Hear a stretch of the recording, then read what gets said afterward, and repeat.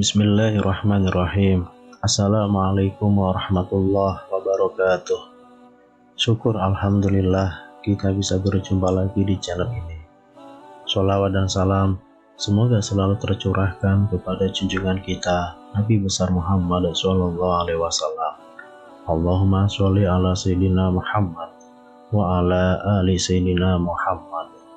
Harapan dan doa saya untuk saudaraku semua yang menonton video ini, semoga saudaraku semua selalu diberikan kesehatan oleh Allah, dimudahkan segala urusannya, dilapangkan rezekinya, diampuni segala dosanya. Amin ya rabbal alamin. Sahabat beriman yang dirahmati Allah, sesungguhnya melakukan sholat tahajud dan mengekang dorongan hawa nafsu dan syaitan adalah sesuatu yang teramat berat dan sulit, kecuali bagi orang yang dimudahkan dan ditolong oleh Allah. Ada beberapa faktor yang bisa membantu dan memotivasi seseorang untuk melakukan sholat tahajud serta memudahkannya dengan izin Allah. Faktor ini terbagi dua bagian, yaitu faktor lahir dan faktor batin. Faktor lahir yaitu pertama, menjauhi perbuatan dosa dan maksiat, yaitu tidak melakukan perbuatan dosa di siang hari dan di malam hari, karena hal itu bisa membuat hati keras dan menghalangi seseorang dari curahan rahmat. Seorang laki-laki bertanya kepada Al-Hasan Al-Basri, "Wahai Abu Sa'id, semalaman aku dalam keadaan sehat, lalu aku ingin melakukan sholat malam, dan aku telah menyiapkan kebutuhan untuk bersuci. Tapi mengapa aku tidak dapat bangun?" Al-Hasan menjawab, "Dosa-dosamu mengikatmu." Sufyan Ats-Tsauri berkata, "Selama 5 bulan aku merugi tidak melakukan sholat tahajud karena dosa yang aku perbuat." Ia ditanya, "Apakah dosa yang engkau lakukan?" Ia menjawab, "Aku melihat seseorang menangis, lalu aku berkata dalam diriku, orang ini riya." Sebagian orang soleh berkata, betapa banyak makanan yang bisa menghalangi orang melakukan sholat tahajud, dan betapa banyak pandangan yang membuat orang rugi tidak membaca sebuah surat. Sesungguhnya seorang hamba kadang memakan suatu makanan atau melakukan suatu perbuatan, lalu ia diharamkan karenanya dari melakukan sholat tahajud selama setahun.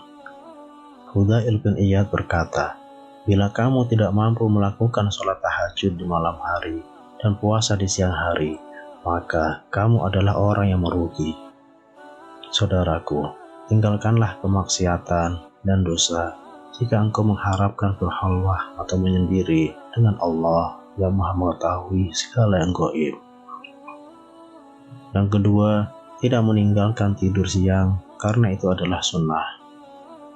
Dari Ibnu Abbas radhiyallahu anhu, ia menuturkan, Rasulullah SAW bersabda, "Jadikanlah makanan sahur sebagai sarana untuk membantumu melakukan puasa di siang hari, dan tidur pada tengah hari sebagai sarana untuk membantumu melakukan sholat tahajud."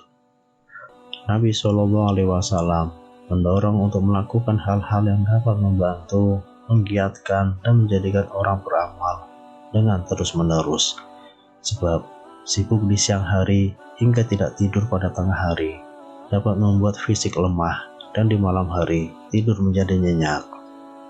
Al-Hasan Al-Basri bila datang ke pasar dan mendengar hiruk-pikuk orang-orang di sana, ia berkata, "Aku mengira malam mereka adalah malam yang buruk karena tidur nyenyak dan tidak bertahajud. Mengapa mereka tidak tidur di tengah hari?" Yang ketiga, tidak memperbanyak makan, sebab orang yang banyak makan akan banyak minum, akan terlelap dalam tidur dan berat untuk melakukan sholat tahajud. Rasulullah SAW bersabda, Tidak ada wadah yang paling buruk yang diisi manusia selain perutnya. Cukuplah seorang anak Adam menyantap beberapa suap makanan saja dan dapat mengokohkan tulang punggungnya. Jika memang ia harus mengisi perutnya, maka hendaknya ia memberikan sepertiga untuk makanannya, sepertiga untuk minumannya, dan sepertiga lagi untuk nafasnya. Diriwayatkan bahwa iblis menampakkan dirinya kepada Yahya bin Zakaria dengan membawa beberapa buah sendok. Yahya bertanya kepadanya, "Untuk apakah sendok-sendok ini?" Iblis menjawab, "Ini adalah syahwat yang aku gunakan untuk menjebak anak keturunan Adam." Yahya bertanya kepadanya, "Apakah engkau mendapatkan sesuatu dari jebakan atau diriku?" Ia menjawab, "Iya, tadi malam engkau kenyang. Lalu aku menjadikanmu berat untuk melakukan sholat tahajud." Yahya berkata, "Aku pasti tidak akan mengenyangkan perutku lagi selamanya." Iblis berkata, "Aku pasti tidak akan memberi nasihat atau saran kepada siapapun setelah saranku ini kepadamu." Wahab bin Munabbih berkata, "Tidak ada anak keturunan Adam yang lebih disukai syaitan selain tukang makan dan tukang tidur. Yang keempat, tidak membebankan fisik di siang hari.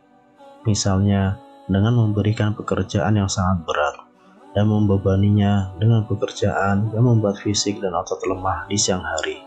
Hal ini akan membuat rasa kantuk di malam hari.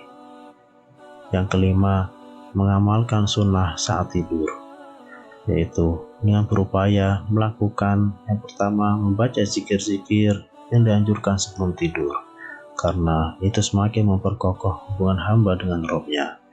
Yang kedua, tidur di atas lambung sebelah kanan.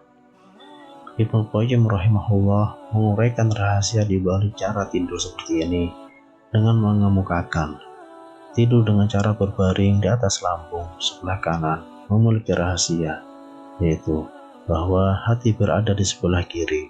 Maka bila seseorang tidur di atas lambung kirinya, ia akan tidur sangat nyenyak karena dia dalam kondisi tenang dan nyaman, sehingga tidur jadi nyenyak. Sementara bila ia tidur di atas lambung sebelah kanan, tidurnya tidak nyenyak karena hatinya tidak menentu atau gelisah, ingin mencari tempat menetapnya. Karena itulah para ahli medis menganjurkan tidur dengan posisi di atas lambung sebelah kiri, karena itulah posisi istirahat yang paling sempurna dan tidur yang paling nyaman. Sedangkan agama menyunahkan tidur di atas lambung sebelah kanan agar tidurnya tidak nyenyak sehingga tidak meninggalkan sholat tahajud. Jadi tidur di atas lambung sebelah kanan bermanfaat bagi hati dan di atas sebelah kiri bermanfaat bagi tubuh. Wallahu a'lam. Kemudian mengenai faktor batin ini dijelaskan Imam Al-Ghazali rahimahullah dalam bukunya Ihya Ulumuddin. Yang pertama, membersihkan hati dari sifat dengki terhadap kaum muslimin, dari perbuatan bid'ah dan dari keinginan duniawi yang berlebihan. Sebab orang yang mencurahkan sepenuh pikirannya untuk urusan duniawi tidak akan mudah melakukan sholat tahajud. Kalaupun ia melakukannya, dalam sholatnya yang dipikirkan hanyalah urusan duniawi, dan yang terbayang dalam pikirannya hanyalah bisikan-bisikan duniawi tersebut. Yang kedua, rasa takut yang mendominasi hati disertai angan-angan hidup yang pendek. Sebab bila seseorang merenungkan huru-hara kehidupan akhirat dan tingkatan terbawah neraka jahanam, maka tidurnya tidak akan nyenyak dan takutnya sangat besar. Sebagaimana dikatakan Tawus, mengingat neraka jahanam menjadikan tidurnya ahli ibadah tidak nyenyak. Yang ketiga, mengetahui keutamaan sholat tahajud dengan menyimak ayat-ayat, hadis-hadis, dan asar-asar, hingga timbul keinginan dan kerinduannya terhadap pahalanya yang sangat besar. Rasa rindu itu kemudian mendorongnya untuk mendapatkan pahala yang lebih dan keinginan mencapai derajat surga. Yang keempat, ini adalah faktor yang paling mulia, yaitu mencintai Allah dan keyakinan yang kuat bahwa dalam sholat tahajud dia tidak mengucapkan satu huruf pun, melainkan ia tengah bermunajat kepada Rabb-nya dan menyaksikannya, disertai dengan kesaksiannya terhadap apa yang terlintas di hatinya. Bisikan yang ada dalam hatinya dan datang dari Allah itu adalah pembicaraannya dengannya.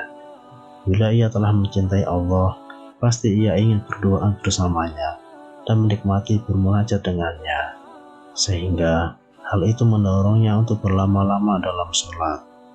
Abu Sulaiman berkata, seandainya Allah memperlihatkan kepada orang-orang yang senantiasa melakukan sholat tahajud pahala dari amal mereka, tentu kenikmatan yang mereka rasakan lebih besar dari pahala yang mereka dapat. Ibnu Al-Munkadir berkata, tidak ada kenikmatan dunia kecuali 3, sholat tahajud, berkumpul bersama saudara seiman, dan sholat dengan berjamaah. Ketahuilah bahwa karunia dan kenikmatan inilah yang paling diharapkan, karena sholat malam dapat membuat hati bersih dan menyingkirkan segala problem kehidupan. Demikianlah faktor-faktor yang memudahkan seseorang bisa melaksanakan sholat tahajud. Semoga kita diberikan kemudahan oleh Allah untuk istiqomah melaksanakan sholat tahajud. Wallahu a'lam. Demikian yang bisa saya bagikan. Semoga bermanfaat untuk kita semua. Wassalamualaikum warahmatullahi wabarakatuh.